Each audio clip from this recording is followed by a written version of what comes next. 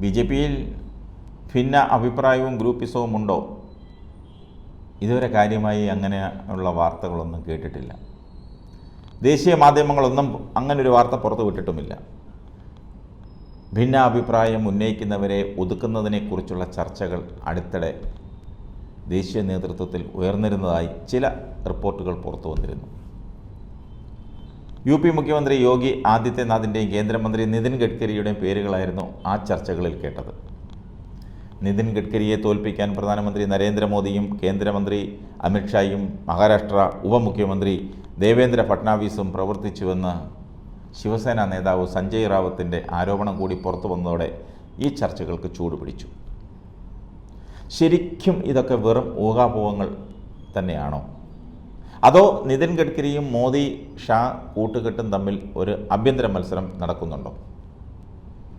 പലരും ചോദിക്കുന്ന ചോദ്യമാണ്. നിതിൻ ഗഡ്കരിയും നരേന്ദ്രമോദിയും തമ്മിലുള്ള അസ്വാരസ്യങ്ങൾ പാർട്ടിക്കുള്ളിലെ പരസ്യമായ ഒരു രഹസ്യമാണ്, പലർക്കും അറിയാം. ഉദ്ധവ് താക്കറെയുടെ പക്ഷക്കാരനായ ശിവസേന നേതാവ് സഞ്ജയ് റാവത്ത് അടുത്തിടെ നടത്തിയ പ്രസ്താവന ഇങ്ങനെയായിരുന്നു: മോദിയും ഷായും ദേവേന്ദ്ര ഫട്നാവിസും ഗഡ്കരിയെ പരാജയപ്പെടുത്താൻ ശ്രമിക്കുന്നു. ഗഡ്കരിയുടെ തോൽവിക്ക് ഫട്നാവിസ് വലിയ തുക ചെലവഴിച്ചുവെന്നുമാണ്. നാഗ്പൂരിൽ നിന്ന് 3ാം തവണയും ജനവിധി തേടുന്ന ഗഡ്കരി BJP-യുടെ മിക്ക പ്രചാരണ പോസ്റ്ററുകളിലും ഉൾപ്പെടാത്തതും നേതാക്കൾക്കിടയിലും അണികൾക്കിടയിലും ചെറിയ ഒരു ചർച്ചയ്ക്ക് കാരണമായിരുന്നു.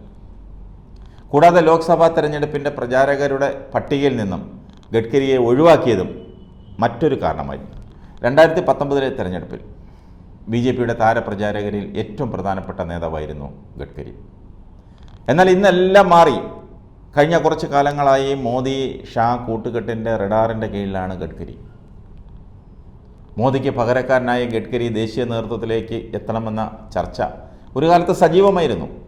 മാത്രമല്ല, ലോക്സഭാ തെരഞ്ഞെടുപ്പിൻ്റെ ആദ്യഘട്ട സ്ഥാനാർത്ഥി പട്ടികയിൽ നിതിൻ ഗഡ്കരിയുടെ പേരില്ലാഞ്ഞതും വലിയ ചർച്ചകൾക്ക് വഴിയൊരുക്കിയിരുന്നു. ഏറെ നാളത്തെ മൗനത്തിന് ശേഷമായിരുന്നു അദ്ദേഹം 2022 പാർട്ടിയിലെ യൂസ് ആൻഡ് ത്രോ രാഷ്ട്രീയത്തെക്കുറിച്ച് പ്രതികരിച്ചത്. അന്ന് അദ്ദേഹം പറഞ്ഞത് ഇങ്ങനെയായിരുന്നു: അധികാരം പിടിച്ചടക്കുന്നതിനുള്ള ഒരു വഴി മാത്രമായി രാഷ്ട്രീയം മാറുന്നുവെന്ന്. എന്നാൽ ഈ പ്രസ്താവനയ്ക്ക് ശേഷം BJP പാർലമെൻ്ററി ബോർഡിൽ നിന്നും അദ്ദേഹത്തെ ഒഴിവാക്കി. ഏറ്റവും കുറഞ്ഞ പ്രായത്തിൽ BJP-യുടെ ദേശീയ അധ്യക്ഷ പദവിയിൽ എത്തിയ നേതാവ് കൂടിയാണ് നിതിൻ ഗഡ്കരി. മനസ്സിൽ തോന്നുന്ന കാര്യം മറച്ചു വയ്ക്കില്ല, വെട്ടി തുറന്ന് പറയുന്ന ഒരു പ്രകൃതക്കാരനാണ്.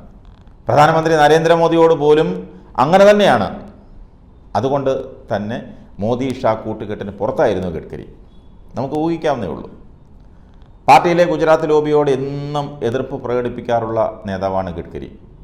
BJP RSS സംവിധാനത്തിൻ്റെ പൂർണ്ണ നിയന്ത്രണം മഹാരാഷ്ട്ര RSS ലോബിയിൽ നിന്ന് പിടിച്ചെടുക്കാൻ അങ്ങനെ ശ്രമിക്കുന്ന ഗുജറാത്ത് ലോബിയോടുള്ള സ്വാഭാവിക എതിർപ്പാണ് അദ്ദേഹം പ്രകടിപ്പിക്കുന്നത്.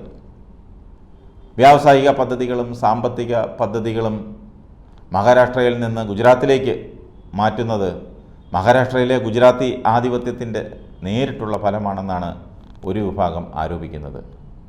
ഗുജറാത്ത് ആസ്ഥാനമായി പ്രവർത്തിക്കുന്ന 2 വ്യവസായികളുടെ സമ്പത്ത് ഓരോ വർഷം വർദ്ധിക്കുന്നതും മഹാരാഷ്ട്രയിൽ അവർ വലിയ കരാറുകൾ നേടുകയും ചെയ്യുന്നത് ഇതിനൊരു ഉദാഹരണം മാത്രമാണ്.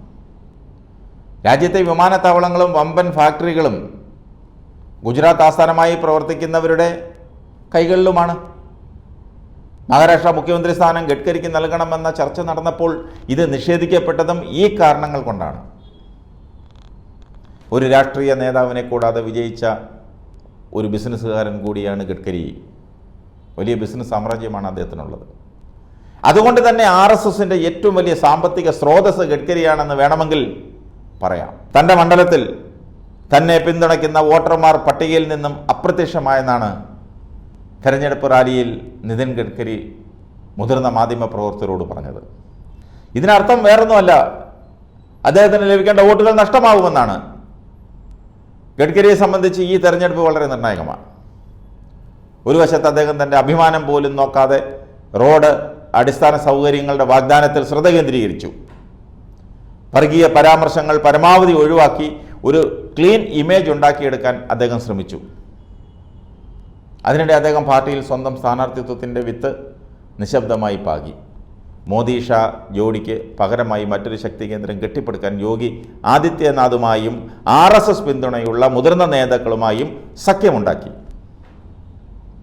ഗഡ്കരിയുടെ തെരഞ്ഞെടുപ്പ് പ്രചാരണത്തിൽ യോഗി ആദിത്യനാഥ് സജീവമായിരുന്നു. യോഗി ആദിത്യനാഥ് തൻ്റെ നാഗ്പൂർ സന്ദർശന വേളയിൽ ഗഡ്കരിയുടെ വീട്ടിൽ പ്രത്യേക സന്ദർശനം നടത്തിയിരുന്നു. ഇത് മോദി അമിത്ഷായെ കൂടാതെ BJPക്കുള്ളിൽ ഒരു പുതിയ സഖ്യത്തിൻ്റെ ഉദയത്തിൻ്റെ സൂചനയാണ്. യോഗി ആദിത്യനാഥിനും സമാനമായ പരിഗണനയാണ് ഇരുവരും നൽകിയത്. അതിനാൽ മോദി ഷാ ആധിപത്യത്തിനെതിരെ ഗഡ്കരിയുടെ സ്വാഭാവിക സഖ്യകക്ഷിയിൽ യോഗിയും ഉൾപ്പെട്ടിട്ടുണ്ടെന്നാണ് രാഷ്ട്രീയ നിരീക്ഷകർ വ്യക്തമാക്കുന്നത്. ഏതായാലും 4-ാം തീയതി തെരഞ്ഞെടുപ്പ് ഫലം പുറത്തു വരുമ്പോൾ മോദി ഷാ കൂട്ടുകെട്ട് നയിച്ച BJPക്ക് ഹിന്ദി സംസ്ഥാനങ്ങളിലും മഹാരാഷ്ട്രയിലും ഭൂരിപക്ഷം കുറഞ്ഞാൽ RSSന്റെ ആശീർവാദത്തോടെ ഗഡ്കരിയുടെ നേതൃത്വത്തിലുള്ള രണ്ടാമത്തെ കൂട്ടുകെട്ടിന് പാർട്ടിയിൽ ഒരട്ടിമറി നടത്താൻ സാധിക്കും. അതിനാണ് സാധ്യത.